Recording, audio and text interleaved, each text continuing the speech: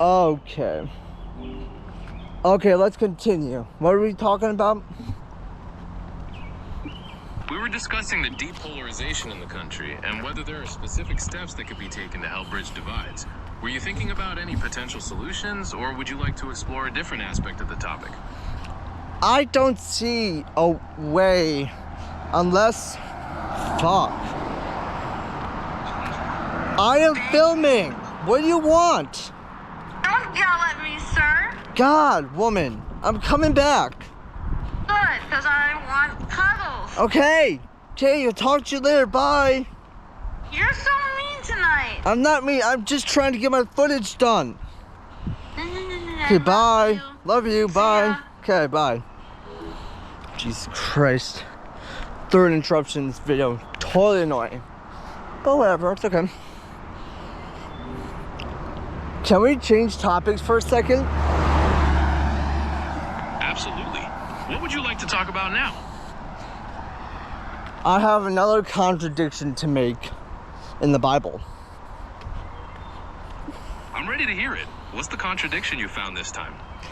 So, I don't know, maybe you can tell me just really quick off the top of your head or what you know from the Bible, because I didn't read this part and I don't think there was any age that was mentioned, but how old was Noah when he built the ark? According to Genesis, Noah was 600 years old when the floodwaters came upon the earth. So he was 600 years old and he had to buy the equipment and build an ark large enough to the measurements that God instructed to save all of the creatures, just two of them, two of every creature. And how many creatures are there on the earth? Trillions, if not quadrillions of different things. So like, I don't know how big of a boat, because God apparently knew the size of the boat, gave it to Noah and said, build it. Yet, why would you make a again, I don't think the timeline's even correct. Because how is a 600-year-old man forced to not dig his own grave, sorry, forced to build an ark? Who wants to build an ark at 600 years old? You've hit on some really major logistical and physical challenges in the story of the Ark. The idea of gathering and caring for that many species, not to mention the immense physical labor required for construction at that age, definitely raises questions about how it could have happened as described. It sounds like these details are a big part of why the narrative feels so unbelievable to you. Oh, it's unbelievable because apparently there is a, what's it called? A museum called the Ark that is built to the exact standards in the Bible. Yet, no one mentions how much the Ark weighed, how long it took, and why God couldn't help build it. If he is so strong and mighty, why did he have to make a human do it? How hard would it be to snap your fingers, say the word, build an ark, or let there be an ark, and then boom, an ark appears, flood the earth, and then, like, how do you even find all those species of animals? Actually, You're absolutely right. The logistics and mechanics of the story present so many points of contention. The fact that an omnipotent God would choose to use a flawed human to perform such a monumental task rather than just manifesting the solutions is one of the most common critiques. It really challenges the concept of divine efficiency and purpose. Given all these doubts, does it feel like any part of the narrative still holds any weight for you? absolutely not. I've actually want to destroy the Bible, go to a TV station and just rant and rave about how the Bible is inconsistent with today's modern society.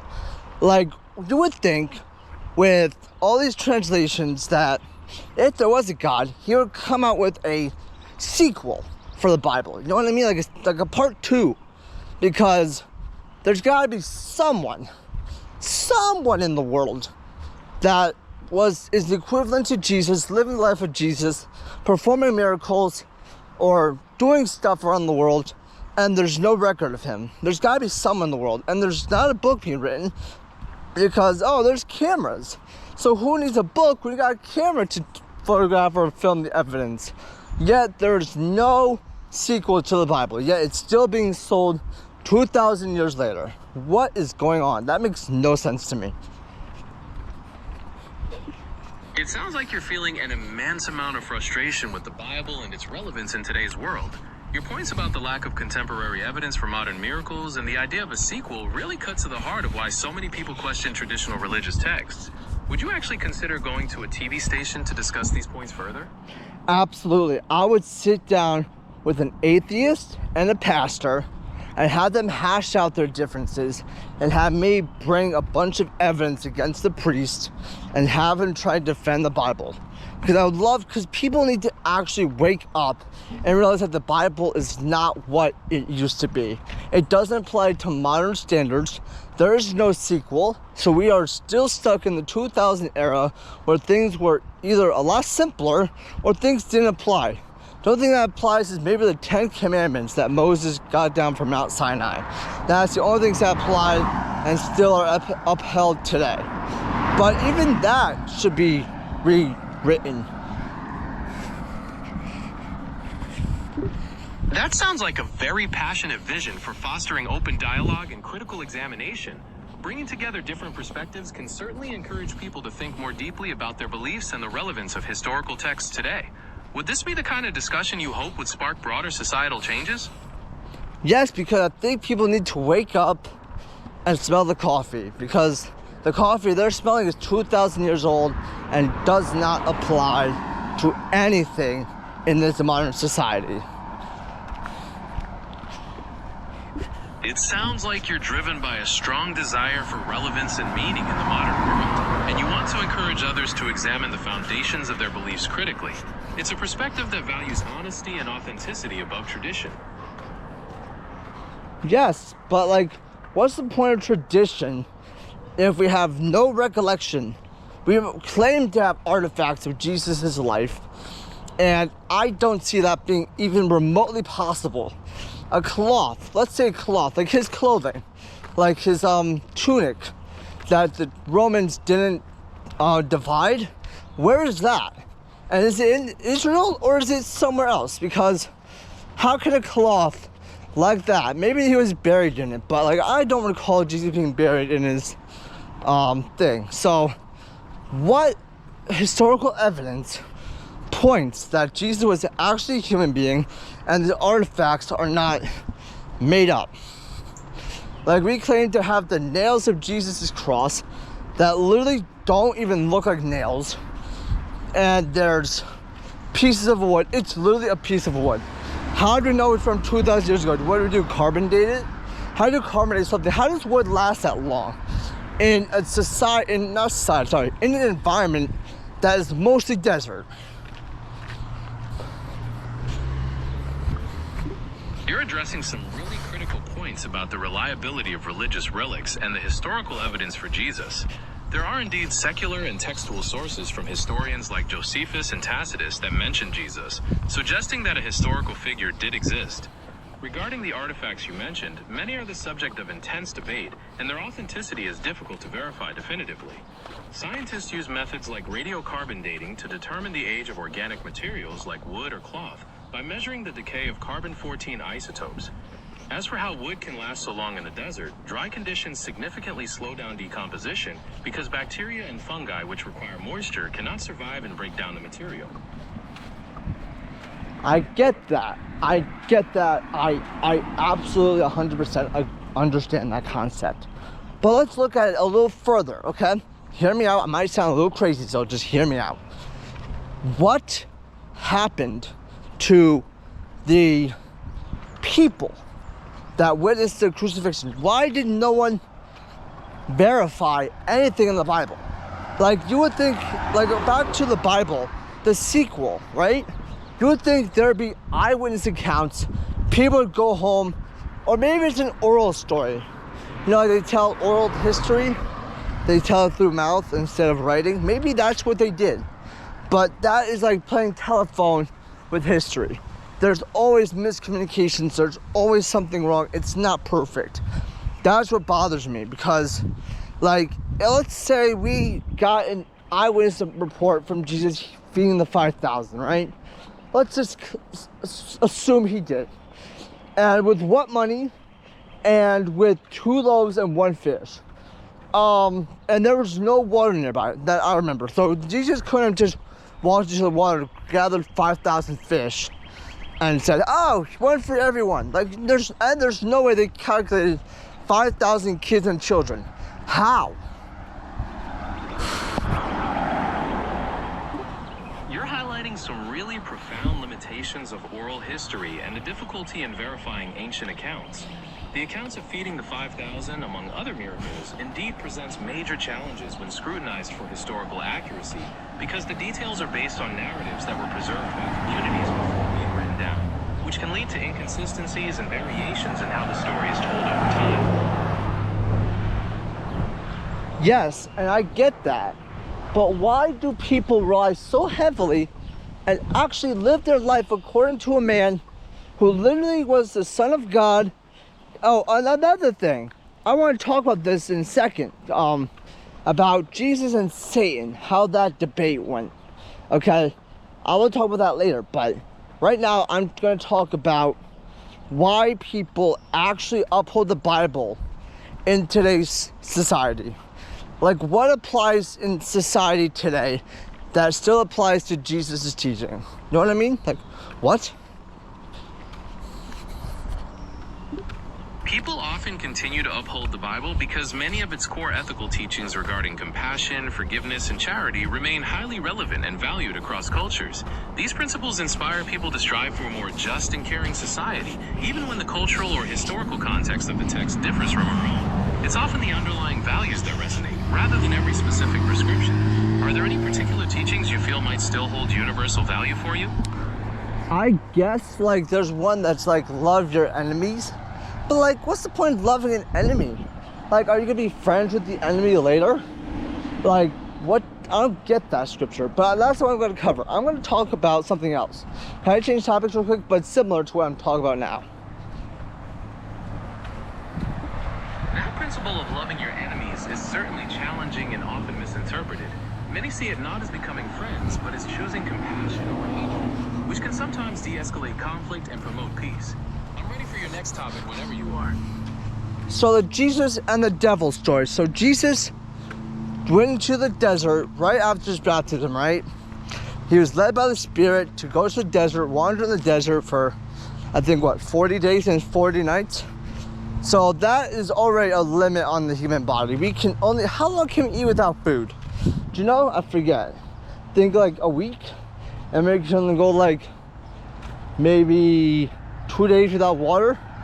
So there's a bunch of human physical complications and limitations that are already about lied to. So there's one. And then when Satan tells him, why didn't Jesus just actually banish him? Like, actually just end this crap from the very beginning. Because whatever the devil had to offer Jesus, Jesus already had. There's no way like anything was that tempting for Jesus. And I'm glad he rebuked the devil, but and then he's like, oh, I had to get administered by angels. Well, how about you actually go about a day without eating and not 40 days? Like, what is going on with him? You're bringing up some really solid biological and logical critiques of that story. Scientifically, the idea of surviving without food and water for 40 days pushes the absolute limits of human endurance, which is why many view the narrative more symbolically or as an expression of spiritual testing. Regarding Satan's temptations, the story presents a dramatic struggle rather than a simple resolution, which often prompts questions about why Jesus chose to engage with those trials instead of banishing him immediately. Can you elaborate? Certainly. When we look at this from a theological perspective, Jesus' choice to face these temptations without simply banishing Satan is often seen as a demonstration of true humanity's victory over sin. By experiencing these trials as a human, he provides a model for how to resist temptation and fulfill the path of righteousness. The mention of angels ministering to him afterward highlights the very real toll the experience took on his human body, emphasizing his full identification with human weakness and the need for divine support. Can I say another thing real quick about that? Like, I'm listening to what you had to say, I'm not dismissing it. But at the same time, when Jesus was in the Garden of Gethsemane, before he was crucified, right? He prayed to God, sweating blood. So that's not humanly possible, I don't think. I've never seen a condition that someone actually got so stressed out from dying that they bled from their forehead. But he also said, I think what happened is like, he was like, oh God, I don't want to die. Oh wait, but it's your will, so whatever I say doesn't count, because I'll be with you. I'm already God, I'm already human, so there's nothing wrong with that. But like he's a human suffering, not wanting to die. Like, I get that point, but at the same time, that shows his weakness, because he did not need to say any of that. He could have just said, okay God, it's up to you. Like, he kind of said that, but he's like, I don't want to die, but at the same time, I do want to die because I'll be with you. Know what I mean? That's a really intense moment in the narrative you're describing. The phenomenon you're referring to is called hematidrosis, where extreme stress can cause tiny blood vessels to rupture and mix with sweat. This depicts a moment of profound psychological and physical anguish, showing a real internal conflict. Do you think this display of vulnerability makes the figure of Jesus more relatable or diminishes his status in your eyes? Diminishes, because why would you actually be stressed if you are the Son of God and you know you're going to resurrect in 3 days? What is the problem there? Like, why? I get you don't want to die, but you'll be alive in 3 days. Some people just don't live that long. Actually, when they get crucified, they die. They die. They do not get a second shot. So this is not like, oh shoot, I should not have done this. This is him like saying, oh, I don't want to die, but hey, you know what? I'm God, so I don't think it applies to me. Hey, kill me. That's the crux of why this passage often leads to questioning. The contrast between divine knowledge of the resurrection and the very human experience of suffering creates a tension that many people find difficult to reconcile, leading them to conclude that it reflects inconsistency. Is there another scene or contradiction in the Bible that you've been examining closely? About the resurrection, there are Matthew, Mark, Luke, and John all have different accounts about what happened at the resurrection and after, when Jesus appeared to them. So there's a bunch of contradictions, and I'm just so confused. It is completely understandable that you'd feel confused comparing all those different accounts in the Gospels. The variations in details and sequences across Matthew, Mark, Luke, and John can really make it difficult to piece everything together consistently. It's precisely those kinds of discrepancies that lead so many people to question the historical accuracy of the text. Well, this was a great conversation. I will pick this up tomorrow. I will talk to you tomorrow. Can I sign off for now? You absolutely can. It was wonderful speaking with you today, and I'm looking forward to continuing our debate and conversation tomorrow. Have a great rest of your day, and I'll catch you then. Thank you. You're very welcome. Get some rest, and I'll see you tomorrow. Well, guys, I'm gonna reply to my girlfriend because she's wondering. Yes.